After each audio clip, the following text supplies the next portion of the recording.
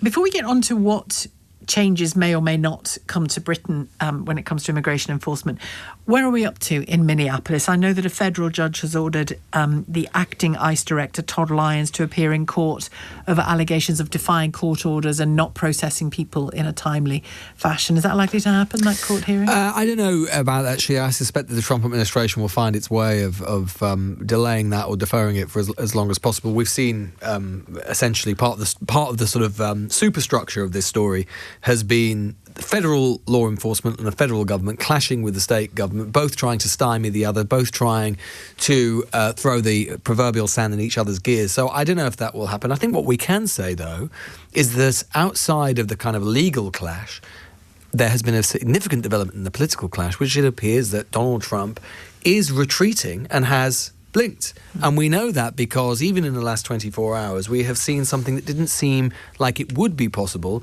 in the 24 hours before. We have heard that Donald Trump has phoned the governor of Minnesota, Tim Walz, of course Kamala Harris's running mate in 2024. Bear in mind that Donald Trump and every member of his administration has been spending time completely decrying, excoriating Walz, even suing Walz and the Minneapolis mayor as well.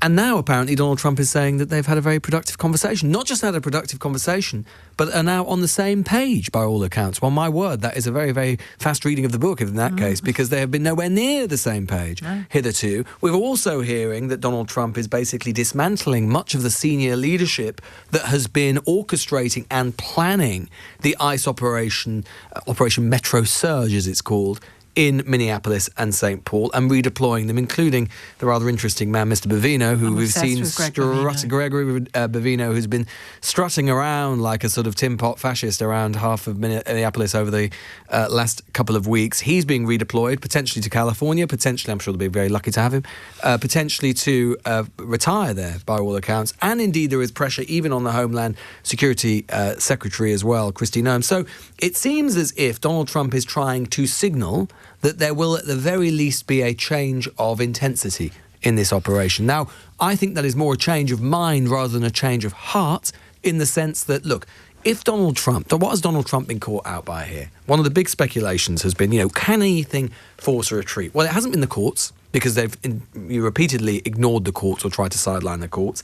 There has been some congressional pressure from within the Republican Party.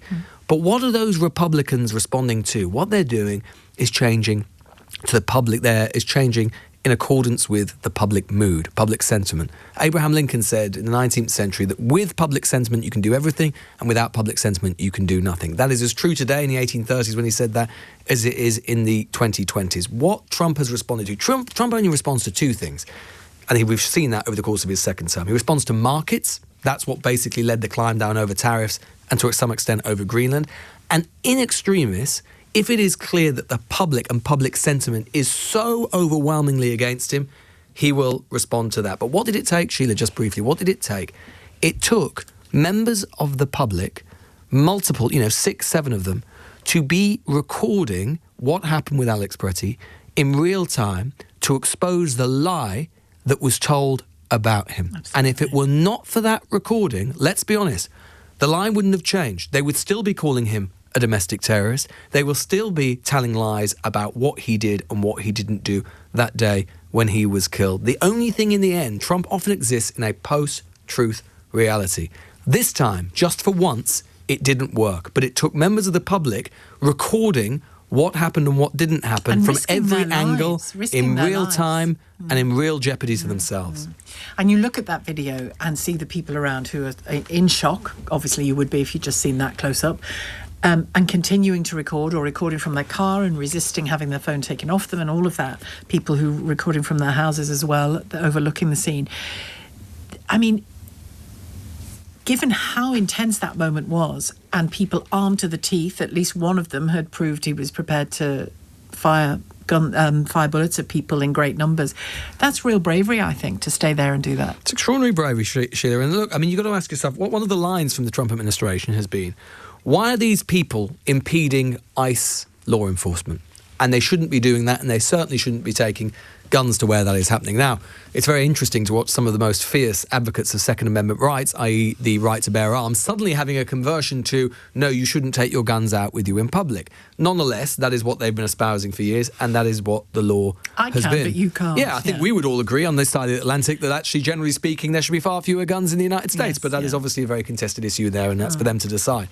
In any case, why is it that so many of those people have been turning out? In the main, and I'm talking 98% here, it hasn't been as the Trump administration has claimed, which is that they are trying, these observers are trying to actively interfere with what ICE are doing. What they have been doing is that they've been observing and they've been recording. And warning people.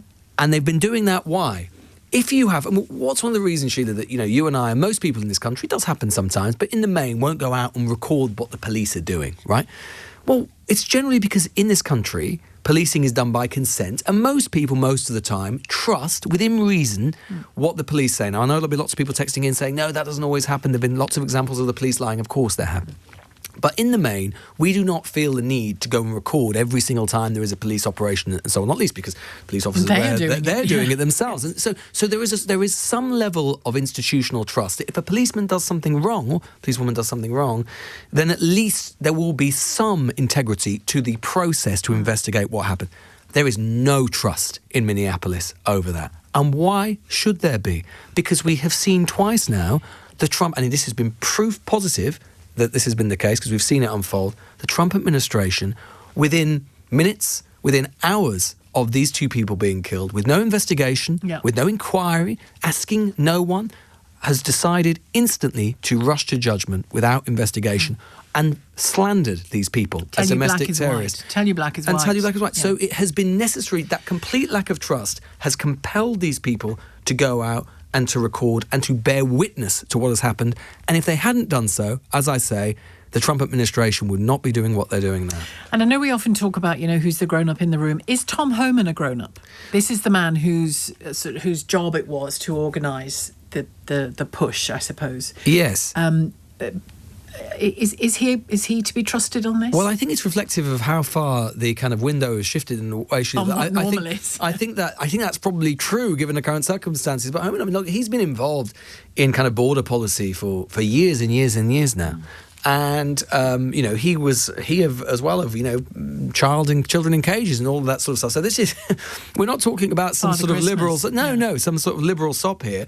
But I think what it is true, I think it's what's clear is that Trump and his inner team have decided that the political damage that is being inflicted on this is so severe that they need to send a very clear signal. They're sending him there to adopt a change of tactics. And they're partly doing that because, just politically speaking, and this is what the Republicans are worried about. And what did we see yesterday, Sheila? We saw the Republican candidate for governor of Minnesota, a man, by the way, who, again, is no Father Christmas, as you say, because he's literally the guy in court representing Jonathan Ross, not that Jonathan Ross, the man who shot Renee Good. So, and he has said that he cannot, in good conscience, he's resigned the nomination, the Republican nomination for the governorship of Minnesota, because he's so appalled by what he's seeing in his state and his city. He said he couldn't look his children in the eye, his daughters in the eye, and maintain or stand on that party ticket, given everything that's been happening.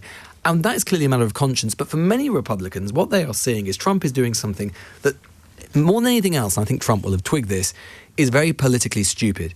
He is taking what has mainly been, by his own admission, his main political asset, which has been his record on immigration. And in fairness to him, he said he's going to shut down the southern border, and he has.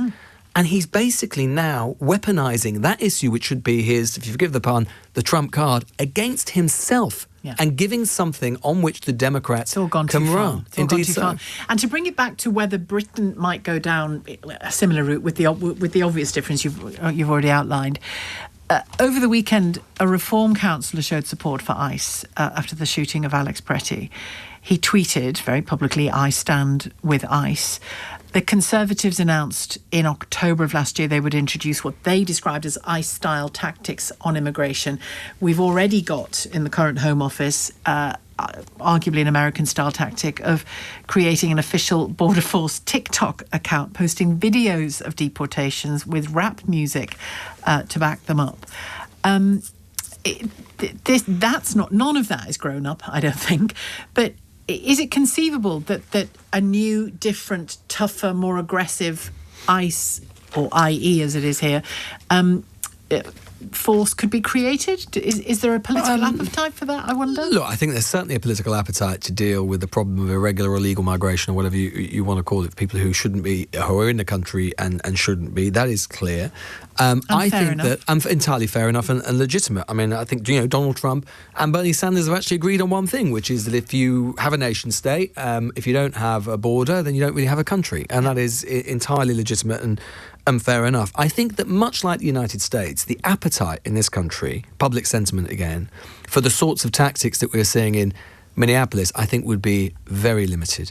That said, of course, I mean, there are historical parallels. I mean, one of the reasons ICE have been doing what they're doing is not just to find people and to deport people. It's to send a message, to try and drive people away. And we have had experience of that in this country. Remember what Theresa May called it the hostile environment?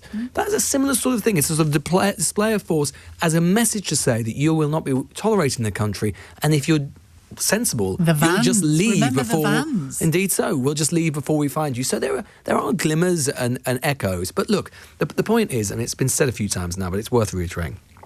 President, these sorts of deportations, every state does them. They're nothing new. They are, despite, some people on the left would disagree with this, but they're entirely proper. You can't have a situation, run an immigration system where people obviate or get around it and are allowed to stay in the country. Now, there will, of course, be some exceptions to that.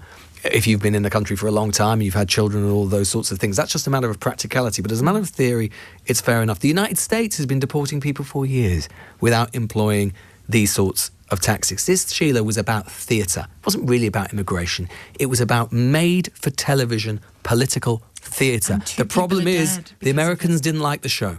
And Donald Trump has made that misjudgment. In the end, everyone was talking about in a way, it is a misjudgment from Trump, which is quite rare. Trump is a master. He could not have become president without social media. He's the first post-television president. He's a social media president. He's understood uniquely, I think, for his generation of politicians. He showed the way in understanding how social media reshaped the political environment, and he could use it to fracture the sort of political establishment as it was. This is actually an example of where he didn't understand the power of social media, because it was only social media and the people recording what they recorded which changed the narrative and completely destroyed Donald Trump's narrative of events. So Donald Trump misplayed his hand, misjudged the mood, and is trying to retreat while he still can. What was it called again? Operation Metro Surge. They're also, the other thing to keep an eye on, of course, as well, is that, this isn't going to go away. This will pop up somewhere else. I suspect not quite as intensely. I suspect not quite as publicly, but it will still happen. They announced the other day they're doing the same thing in Maine, coincidentally enough, a place where there are lots of Somalian Americans. They're calling that Operation Catch of the Day. Oh, God. How tasty. God, isn't it unbelievable? Yeah. Well, I think the people of Minneapolis deserve, the people who've gone out and protected their neighbourhood deserve all praise here, because they've kept that pressure up for sure. And when we were there last week for the news agents, it was extremely impressive. It was impressive to see, and not least when I put it to one of the people involved. I said, Trump would call you do you fear for your life? And she said, yeah, sometimes. I said, well, Trump would call you a domestic terrorist. And she said, well, I suppose by his definition I am. And that's a very, very weird place for a politics to get to, when basically your own government is raised against yourself.